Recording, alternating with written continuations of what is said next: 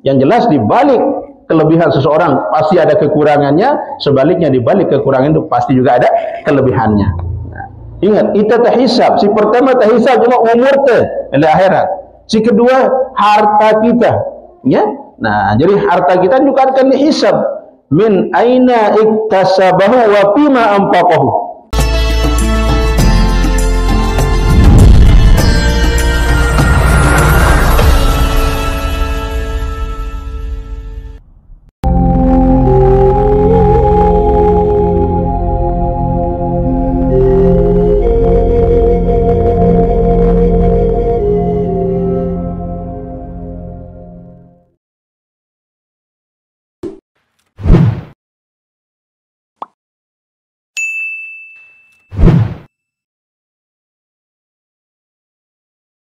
Assalamualaikum warahmatullahi wabarakatuh. Alhamdulillah rabbil alamin wal aqibatu lil muttaqin wala udwana illa 'alal zalimin. Wassalatu wassalamu ala asyrafil anbiya'i wal mursalin sayyidina Muhammadin wa ala alihi wa sahbihi ajma'in, amma ba'd.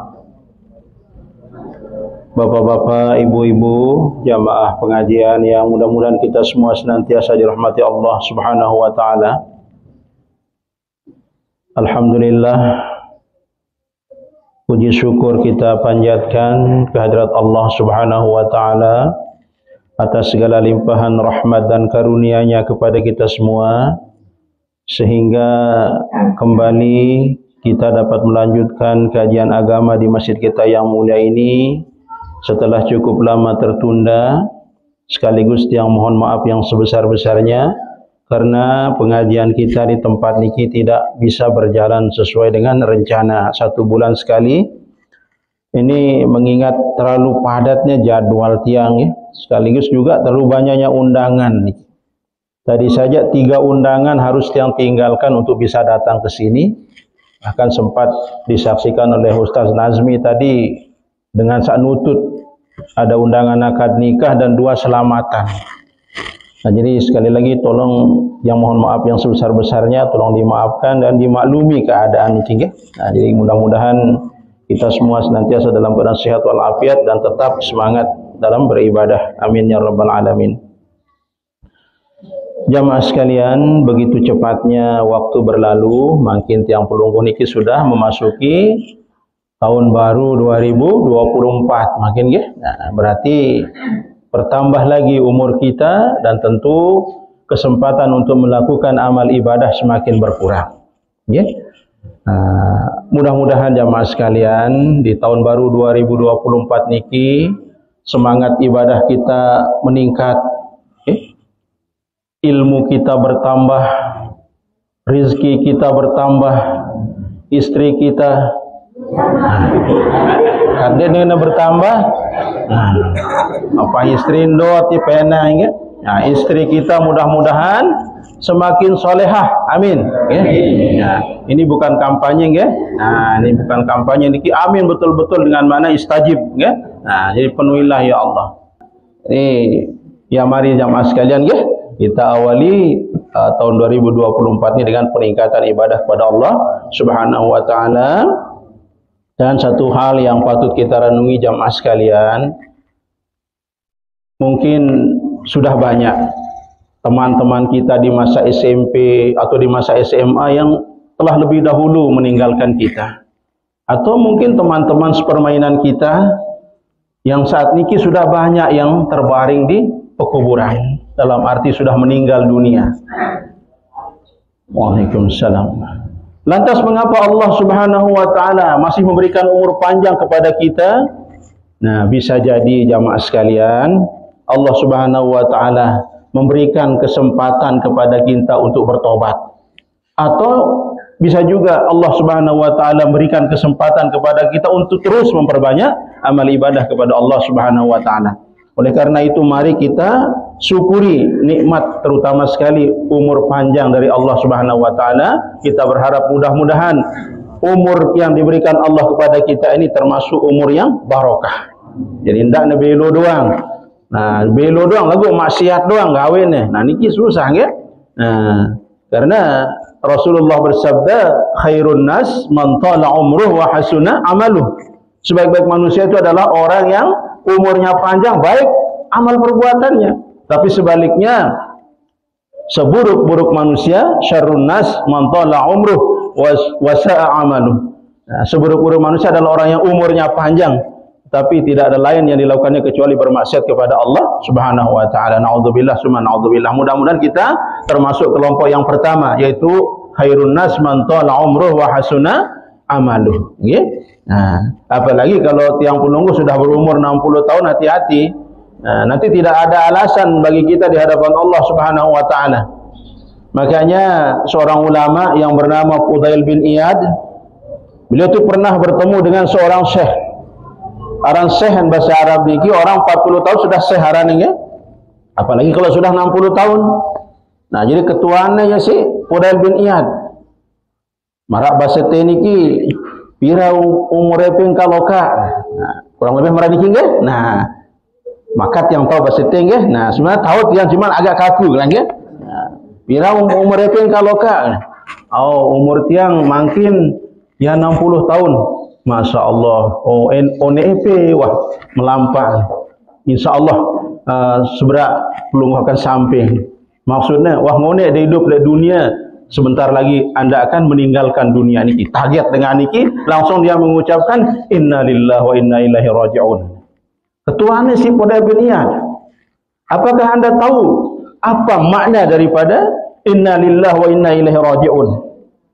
Orang ini menjawab, oh, dek tiang tawang, dek tiang tahu. Coba jelaskan tiang nabi makna lekan inna lillahi wa inna ilaihi raji'un. Mungkin kita semua sudah hafal maknanya nggih. Sesungguhnya kita ini atau kami ini milik Allah dan hanya kepadanya kami kembali. Tapi makna hakikatnya, makna yang sebenarnya itu yang belum kita mengerti. Jadi kalau kita mengaku inna lillahi, sesungguhnya saya ini milik Allah, berarti kita yakin jamaah sekalian bahwa kita ini adalah hamba milik Allah yang bisa diperlakukannya sesuai dengan kehendak Allah. Karena itu sifat jaiz Allah Subhanahu wa taala. Dia terbau protes ya. Nah, terus kalau kita sudah yakin kita ini milik Allah, kita juga wajib yakin bahwa kita akan kembali kepada Allah. Itu pasti.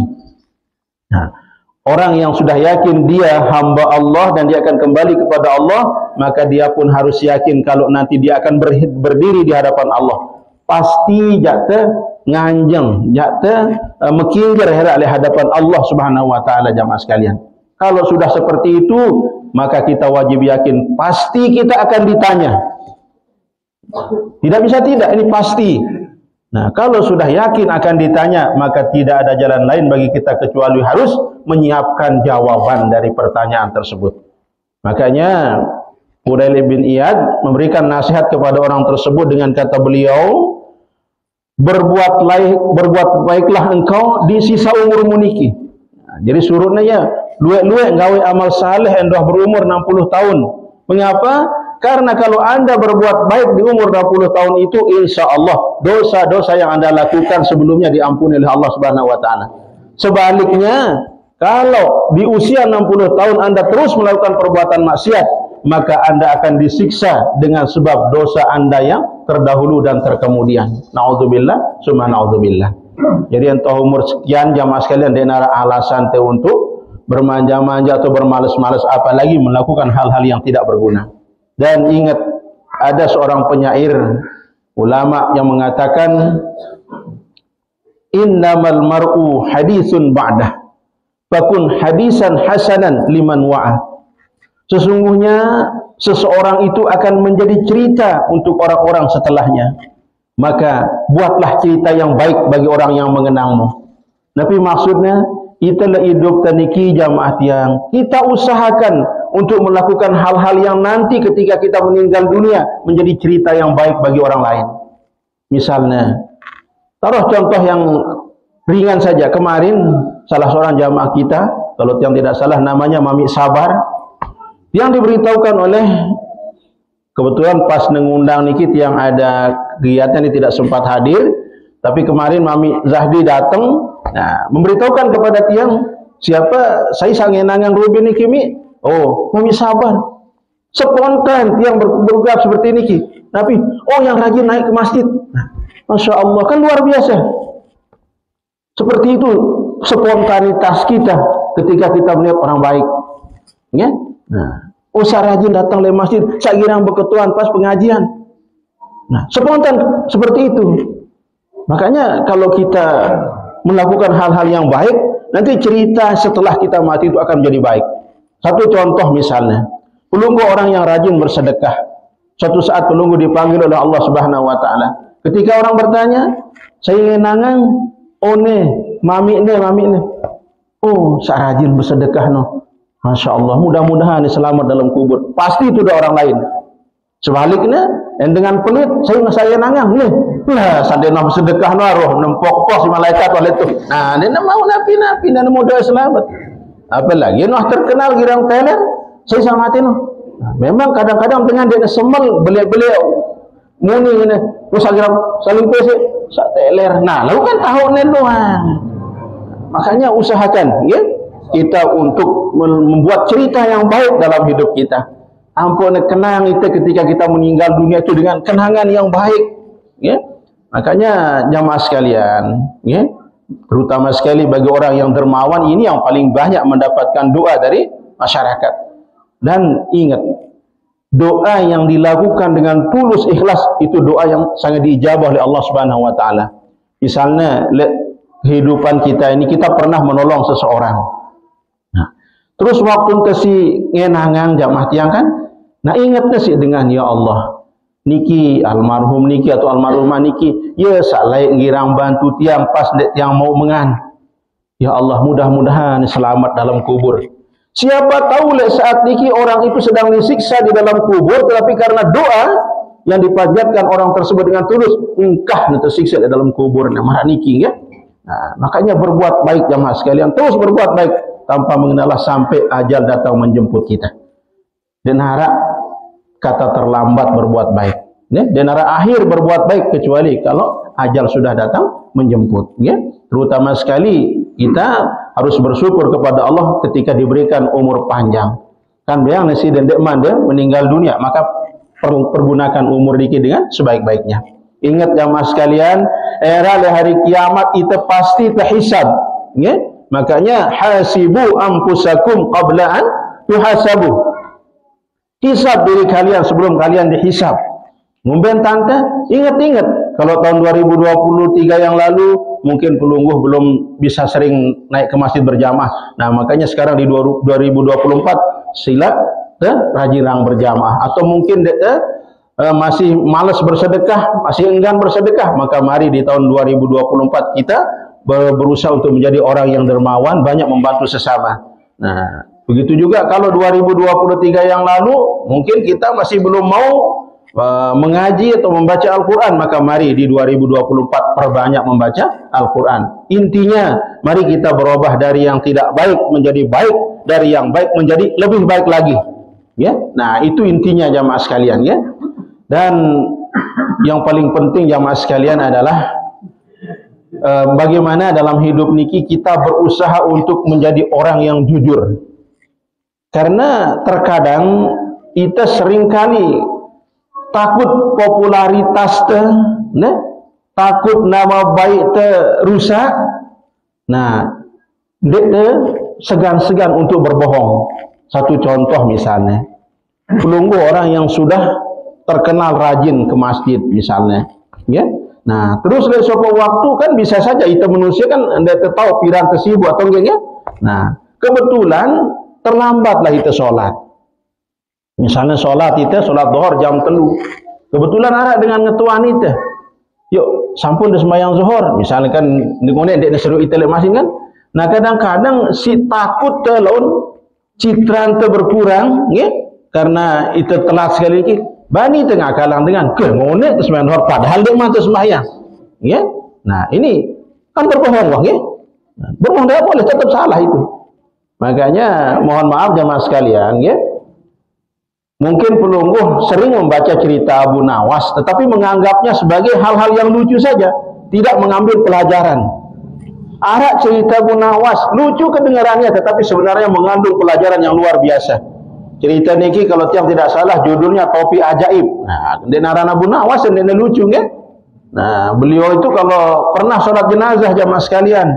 Jadi sholat jenazah dengan kan dia rukuk sujud, dia rukuk sujud dia. Jadi ketika dia ketua maka dia rukuk sujud. Lalu dosanya niki. Nah, menurut jenazah ni kan tersinggung dengan saya. Nah, saya dengan ngepeng keluarga jari nomor niki. Nah, jadi oleh suatu waktu jamaah sekalian, Abu Nawas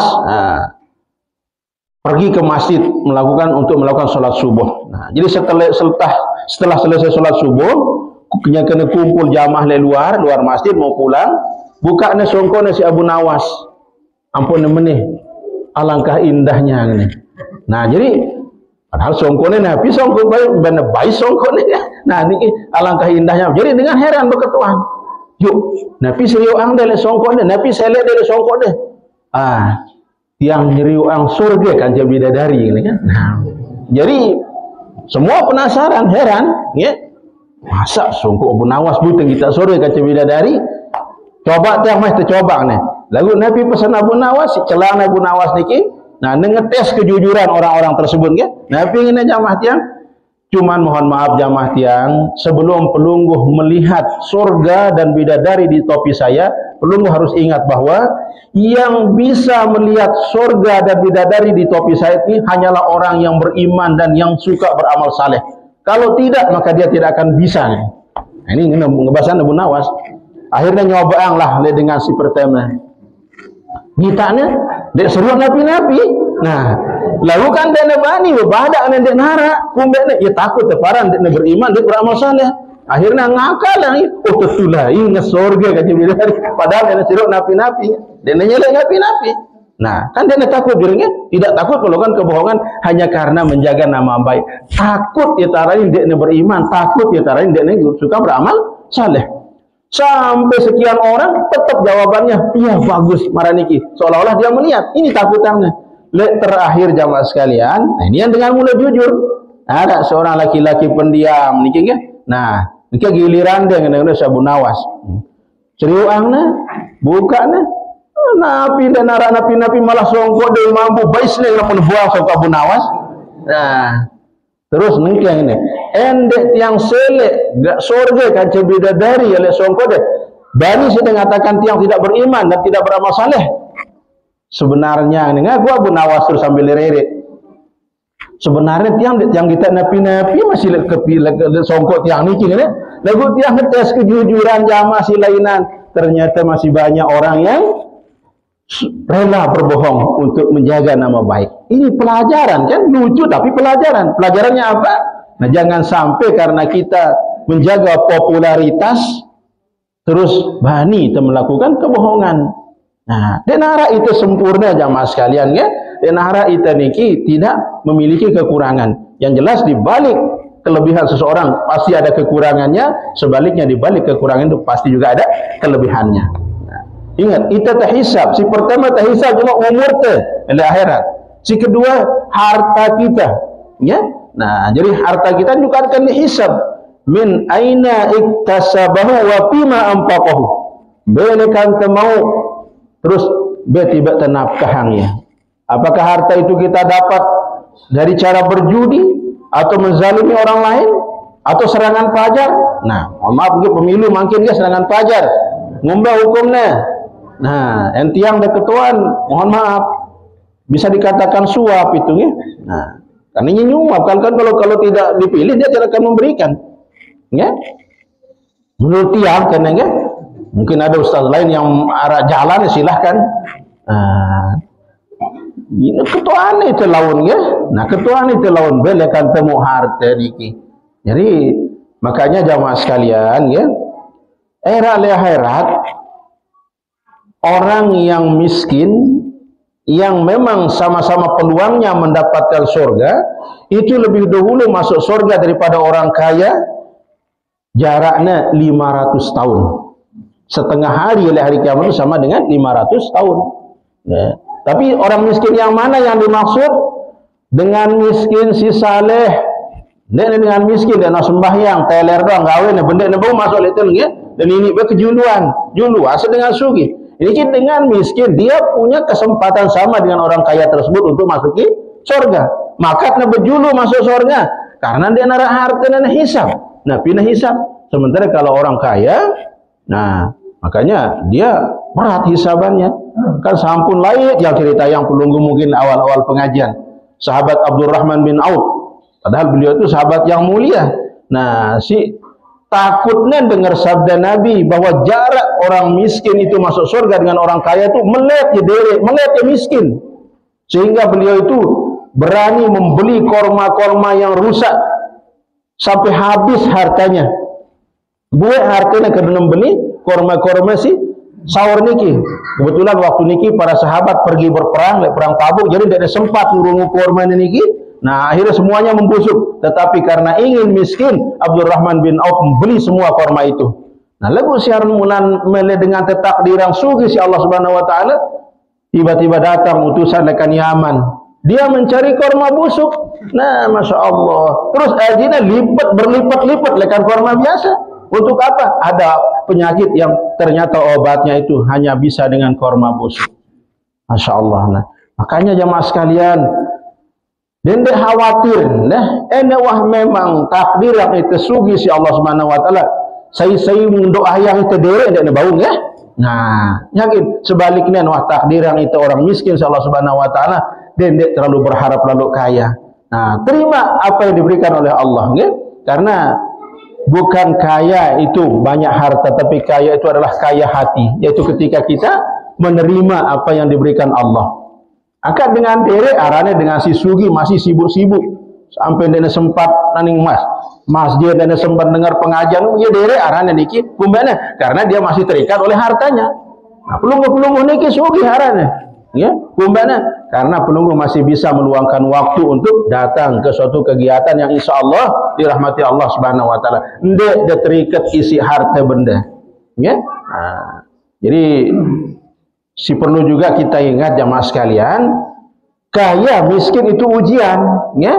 Nah, jadi karena bahkan luwean dengan gagal diuji ketika kaya, ya. Luwean dengan gagal ketika kaya. Malah misal nara dengan miskin, saatnya miskin rajin ya neng masjid berdoa tiba Allah, ya Allah yang kaji rezeki dua-dua. Akhirnya ketika diberikan rezeki oleh Allah, si sibuknya encah itu masjid kan gagal, ya. Nah, nya dendek tersusah-susah lalu dan nabi wahban atas Allah Subhanahu wa taala, kita terima saja jamaah sekalian, yakin dan percayalah dari apa yang dari Allah itulah yang terbaik bagi kita, ya. Nah, terus tentunya ada dua lagi yang akan dihisab nanti, yaitu ilmu kita. Nah, jadi bagaimana kita berbuat dengan ilmu kita, apakah kita amalkan atau tidak? Mohon maaf jamaah sekalian, berat ilmu niki luar biasa utamanya. Bahkan orang yang berilmu itu ditinggikan derajatnya oleh Allah dibanding dengan orang yang tidak berilmu berapa derajat. Sampai dijelaskan oleh Allah di dalam Al-Quran, yarfa'illahu alladhina amanu walladzina utul ilma darajat. Nah, jadi beda dengan berilmu dengan orang yang tidak berilmu walaupun sama-sama beriman. Jadi orang yang berilmu itu ditinggikan beberapa derajat, tapi konsekuensinya, tanggung jawabnya jamaah sekalian, ketika pelungguh misalnya menyalahgunakan ilmu, misalnya pelungguh menuntut ilmu, niatnya untuk agar bisa bergelar tuan guru, agar bisa bergelar ustaz, naudzubillah summa naudzubillah. Apalagi seperti, mohon maaf, tiang ini pribadi jamaah sekalian, sering tiang bahkan kadang-kadang menangis, tiang kadang-kadang memikirkan apa? Nabi sih sampai yang tiap tiba pelungguh niki nanti akan dihisab oleh Allah. Misalnya tiang menganjurkan kepada pelungguh untuk meningkatkan amal ibadah, ampun tiang malas, tanggung jawab tiang berat ya. Tiang menganjurkan pelungguh sholat berjamaah, tiang milih sholat berjamaah, tanggung jawab tiang berat ya. Makanya kan sering tiang meminta kepada pelungguh, mungkin tidak sekali, bahkan 2 kali, 3 kali atau lebih. Besok kalau pelungguh yang lebih dulu masuk surga, ketuhanan tiang ya. Nah, bapak pikiringan darat ruahnya. Mana niki? Lai ya doang pada ita kute-kute. Nah, lagu kaya kok darat ruahnya nih. Nah, ketuhanan tiang lemak. Karena bisa saja nanti hisab kita terlalu banyak, terlalu lama. Karena selaku ucapan tadi akan dihisab oleh Allah Subhanahu wa taala jamaah tiang ya. Terakhir le 2024 niki yang tidak kalah pentingnya, mari kita banyak-banyak berzikir kepada Allah Subhanahu wa taala. Karena dengan berzikir insyaallah iman kita akan mantap, iman kita akan kuat. Karena jamaah sekalian, di antara godaan setan yang paling berat yaitu adalah ketika kita mengalami sakratul maut.